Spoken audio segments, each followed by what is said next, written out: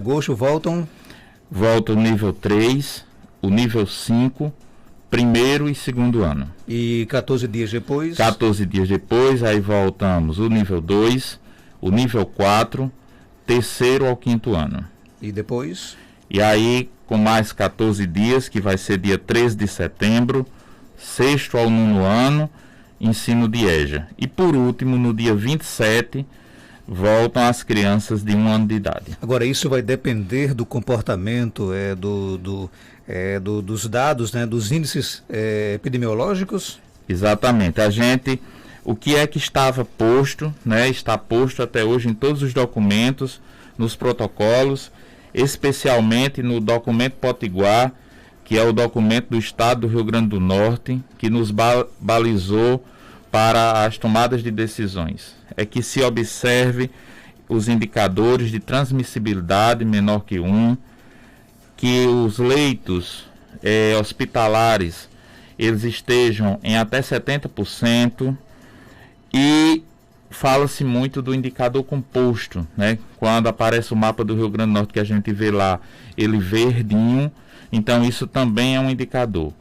Nós vamos estar sempre nessa observância. O nosso plano é esse aí, claro que junto com esse anúncio de data, Marcos, tem uma rede de atividades enorme por trás, mas a gente vai estar de olho nesses indicadores.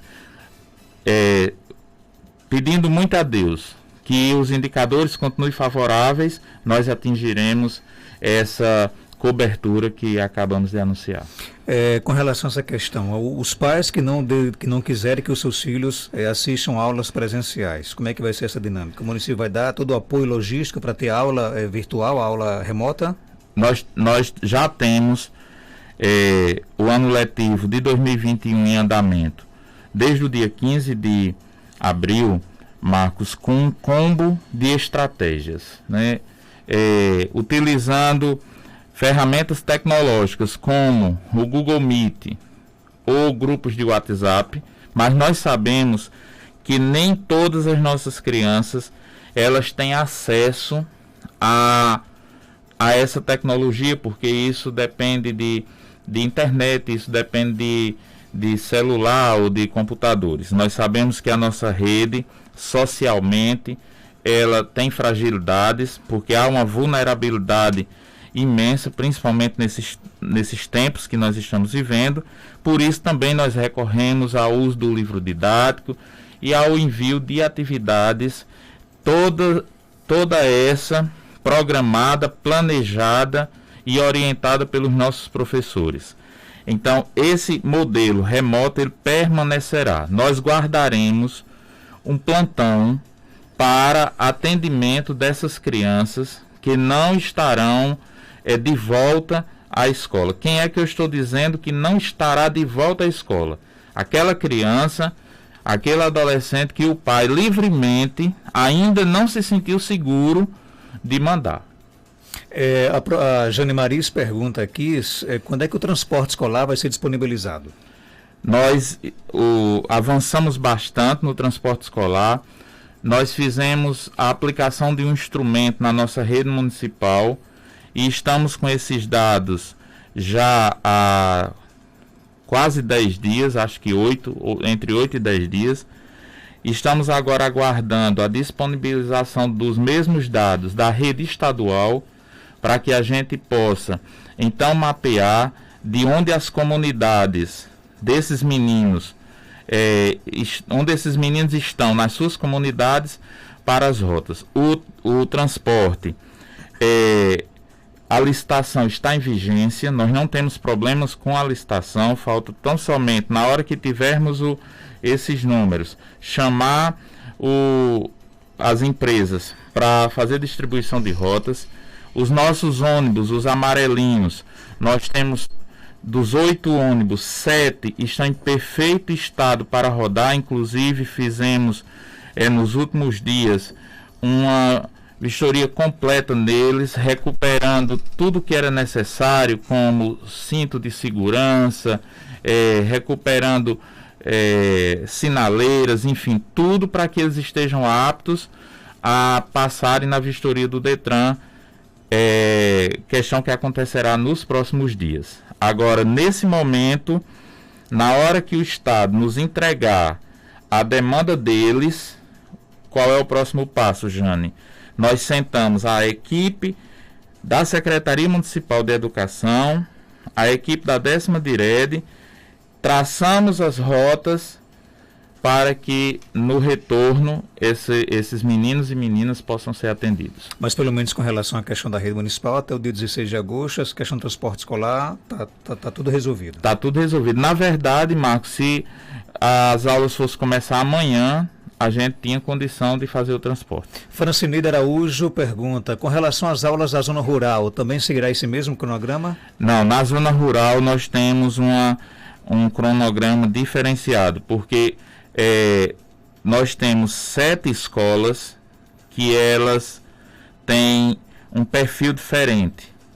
No total são 8 escolas, uma que é a escola Severino Paulino, lá na Barra da Espingarda, ela seguirá o roteiro anunciado, que é para a zona urbana. As outras 7 escolas que fazem parte do centro rural, né, que é gerido pela Secretaria Municipal de Educação, o fluxo será um pouco diferente. Por exemplo, Marcos, nós temos a escola Isaías Lopes lá no Miguel. São 6 alunos apenas.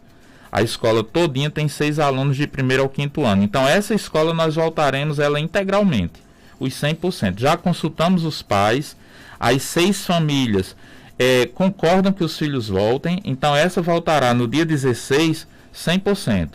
Nós temos uma outra comunidade, que é a Furna da Onça, a escola Joaquim Canuto. Lá nós temos 3 salas de aulas.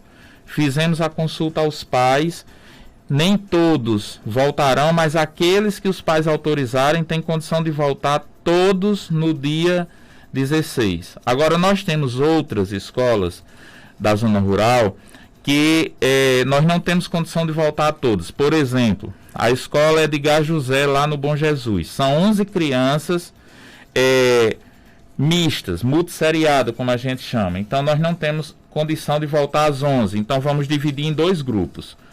Um grupo, o grupo A, vem um dia, digamos, na segunda-feira. O grupo B vem na terça-feira. Volta, portanto, todos nesse dia 16. Com relação a essa questão de... nós temos hoje aqui na rede de ensino profissionais suficientes para começar esse ano letivo, ou há necessidade de convocação de mais profissionais através do processo seletivo? Marcos, essa sua pergunta... Inclusive eu estou aqui com o secretário e com o secretário que autoriza e o prefeito que convoca, né? Exatamente. E eu quero agradecer imensamente a doutor Tadeu, primeiro pela liberdade, né, que ele tem nos dado para fazer essa gestão de educação, pela cumplicidade, né, dos princípios e dos interesses em prol da nossa educação municipal. Nós iniciamos esse ano de 2021, ainda tendo, Marcos, que concluir o ano letivo de 2020. E lá naquele momento nós tínhamos uma grande dificuldade, que era o fato de não termos professores. Nós fizemos uma engenharia muito grande para poder concluir o ano letivo de 2020 com algum professor, tendo em vista o problema de rescisão contratual que tinha ocorrido lá em abril de 2020. O que é que nós fizemos? Para iniciar o nosso ano letivo, que é o ano letivo de 2021, o prefeito conseguiu, numa ação muito rápida, que fosse feito o contrato emergencial de até 90 dias, enquanto nós preparávamos o processo seletivo. Então, desde o dia 15 de abril, início das nossas aulas, que nós temos professores na rede. Foi feita a primeira convocação do processo seletivo para atender toda a demanda daquele momento. Infelizmente, nós tivemos 18 professores que não se apresentaram. Isso é normal, porque convocação não significa apresentação. O cidadão, ele é livre para se apresentar ou não. Então, 18 professores não se apresentaram. E nós estamos agora com o martelo batido para o início das aulas. conferindo a relação da próxima convocação para podermos garantir que esse momento que nós estamos vivendo, de que não temos falta de professor, e isso não aconteça quando as aulas presenciais voltarem. Ou seja, qual é a garantia que nós estamos dando? É que no dia 16 de agosto continuará como agora, com os professores em sala de aula, suficientes. A professora Jane Maris, ela insiste, e fica à vontade, viu, Jane? Ela até colocou, estou insistindo nessa questão do transporte escolar, porque pelo que nos foi repassado, as aulas do Estado no município de Caicó começaria dia 9 de agosto. Ela pergunta, como o município é o responsável por gerir os transportes para os alunos da rede estadual, os transportes só serão liberados dia 16 de agosto ou pode ser antes, se o Estado retomar antes do dia 16? Não, nós fazemos uma pactuação através de um convênio do PETERN, onde nós assumimos o compromisso, Marcos, de transportar o aluno caicoense, o cidadão caicoense, independente da rede que ele estude, seja municipal, seja estadual, e nós somos defensores dessa pactuação.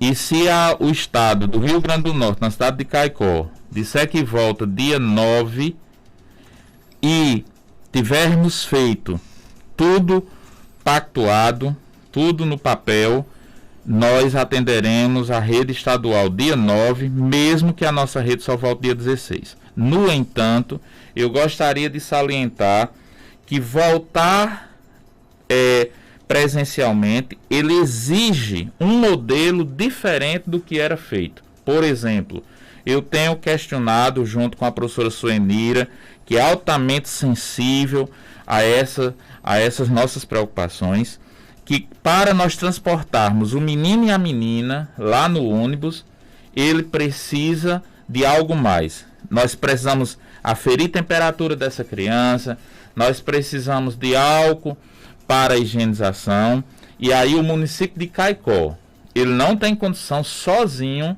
de bancar todo esse gasto extra, todo esse investimento extra, principalmente quando o aluno pertence à rede estadual. Então nós esperamos a sensibilidade do governo do estado do Rio Grande do Norte para que nos ajude, né, a manter esse nível de exigência e de necessidade que é preciso para o transporte escolar. Celimara pergunta, em relação às creches que precisam de auxiliares, como será feito o contrato desses profissionais? As creches voltam também dia 16? Dia 16 volta o nível 3. Certo. Nós já mapeamos, Celimara, e a gente sabe exatamente onde é que está hoje a turma que dia 16 precisa de auxiliar. Então, se a turma, digamos, da creche municipal São José, nível 3A, vai precisar de um auxiliar, nesse dia 16 a auxiliar estará lá, viu? Agora, nem todas precisarão, porque nós não voltaremos integral. A creche, ela voltará por turno. Então, isso quer dizer que o número de auxiliares ou de estagiários, nós temos aí o convênio com o IEL, isso acontecerá gradativamente. O Vitor pergunta se tem a possibilidade de mães que tenham Bolsa Família perder pelo fato da criança não frequentar a escola nesse momento. A não ser que ela não esteja matriculada. Porque vamos separar, né, Marcos? O ensino remoto também é escola. O ensino remoto, ele é escola, não é aquela escola que nós gostaríamos, né? Não é aquele fluxo pedagógico de aprendizagem que nós gostaríamos, mas é o que foi possível. O que é que pode acontecer? E aí, deixando muito claro, é que a corresponsabilidade, ela deve existir, né? É dever do Estado garantir a educação, mas também dos pais, da família, em mandar o menino. Então nós temos, ainda ontem, já no apagar das luzes, era acho que umas 18h30, a diretora da creche ligou para mim me pedindo mais 4 vagas no nível 1. Por quê? Porque ontem 4 famílias foram matricular. Significa dizer que essas crianças, elas não estavam matriculadas.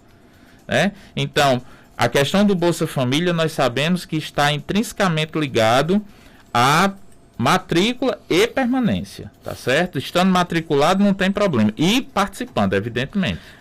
Com relação à questão dos protocolos de segurança sanitária, como é que serão feitos dentro da escola? O que é que vai ser cobrado? Olhe, Marcos, o distanciamento social... Vai ter como fazer isso? Tem. Com cerca de... Dentro das salas, o que diz os protocolos é de 1,5 m, então isso significa dizer que se a sala, eu mandei medir todas as salas de aula da rede municipal, eu sei exatamente a metragem de cada uma sala dessa, a escola sentará comigo e juntos nós vamos dividir quantos alunos cada sala pode receber. Se a sala pode receber 20, ela tem 20 alunos matriculados e ela pode receber 10, então nós dividiremos em 2 grupos de 10 e assim sucessivamente. Em um dia 10 irão presencial, no outro dia mais 10, né? Por isso que a gente diz que ela é gradual e ela é alternada e ela é semipresencial. Agora, o que é que acontece? Isso vai precisar de muito entendimento e muita colaboração das famílias para entender que não dá para o filho todos os dias estar na escola, a não ser, porque nós vamos ter alguns casos, semelhante ao caso lá da escola do Miguel, que a capacidade da sala ela seja maior do que o total de alunos matriculados. Então, distanciamento social é uma regrinha de ouro. Segunda regrinha de ouro, uso de máscara, né? Os nossos alunos, os nossos servidores, os nossos professores, eles terão que estar usando máscara. Nós sabemos que o uso de máscara é exigido a partir de que idade? Crianças do nível 4, ou seja, 4 anos. As crianças de 3 anos, que voltam dia 16, não é uma obrigatoriedade, mas nós vamos estar ajudando as famílias a orientar os meninos a ir se acostumando com esse uso de máscara. Terceira regrinha de ouro, a higienização. Nós estamos...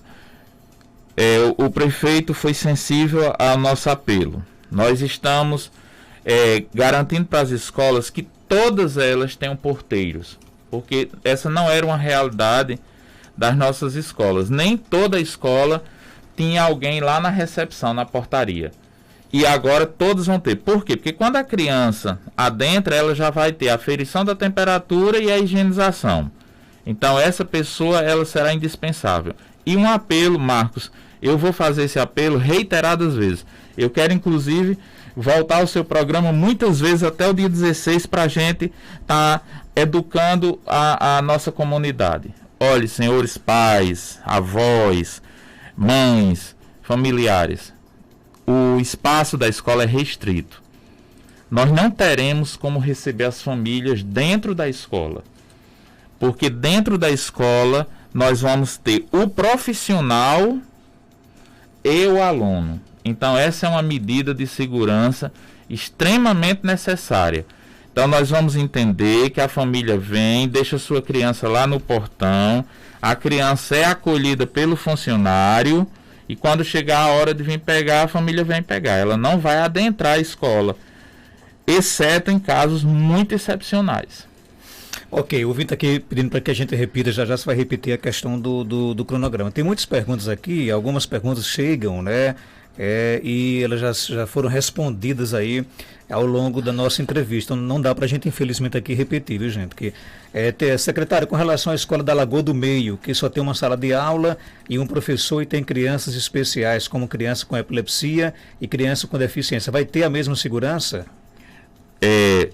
Ótima pergunta. Primeiro, para dizer, no início, Marcos, da pandemia, algumas falas foram ditas e depois essas falas foram sendo refeitas, porque como é uma doença nova, então somente o dia a dia foi nos ensinando a dizer e a fazer coisas diferentes. Educação especial. Quem vai definir se o aluno volta ou se o aluno não volta é a família, não será a escola. A escola estará lá para acolher. Respondendo à pergunta que foi feita, nós estamos concluindo o mapeamento de todas as crianças que foram matriculadas na nossa rede. Veja que nós fizemos uma matrícula antecipada. Na hora que nós fizemos a matrícula antecipada, nós fizemos o primeiro mapeamento. Então, nós temos dados de quantas crianças existem na rede com um laudo que tem epilepsia, que tem autismo, né, que tem TDAH e assim sucessivamente. Parte dessas crianças, elas necessitam de um auxiliar. Seja um auxiliar pedagógico. O que é que nós chamamos de auxiliar pedagógico? É aquele auxiliar que estará com o professor interagindo na questão cognitiva, ou seja, na questão da aprendizagem. E nós temos aquelas crianças que necessitam do auxiliar de cuidador, tá certo? Então, nós temos isso mapeado e, à medida que a criança for voltando, esse profissional também chegará lá. Agora, uma coisa é indispensável, Marcos. Nós fizemos um mapeamento recentemente, né, faz 8 dias, sabendo quem volta e quem não volta. Aí imagine que Marcos tem uma criança com necessidade especial. Aí Marcos disse para a rede, olha, meu filho não vai voltar, certo? Então, o que é que nós fizemos? Nós já marcamos lá que não há necessidade de providenciar esse profissional agora, porque você disse que seu filho não voltaria. Mas o tempo vai passando e aí você vai se sentindo seguro, Marcos, e você quer que seu filho volte. O que é que nós pedimos às famílias? A família vai ter que se comprometer com antecedência de avisar a escola. Por quê? Porque nós não temos esse profissional, ele não vai estar aqui na nossa manga para ser sacado de imediato. Então a gente faz a convocação, a contratação, enfim, seja lá qual for a modalidade para atendimento. Então é tudo uma parceria muito grande entre Secretaria de Educação, escola e família, para a gente poder atender a todos. Ok, as creches que têm aula em tempo integral, voltam em tempo integral ou só um horário? Não, nesse momento só um horário. Aí, quando nós temos para outubro, né, nas datas de outubro, a integralização da creche. Biblioteca volta a funcionar também? Amanhã Desculpa, hoje ou amanhã, eu agora me perdi na agenda, nós temos uma reunião com a Biblioteca Olegário Vale, próxima semana com a Biblioteca Chico Mota, onde nós estaremos discutindo o modelo de abertura. Será gradual da mesma forma da escola. Agora, não significa que vá obedecer aqui o cronograma das escolas, mas a ideia de ser gradual permanece. Queria que você respondesse rapidinho como é que vai ser esse sistema de aulas remotas. Para quem vai ser uma transmissão? Como é que vai ser isso? Infelizmente, Marcos, nós não temos condição de universalizar essa transmissão, por 2 motivos.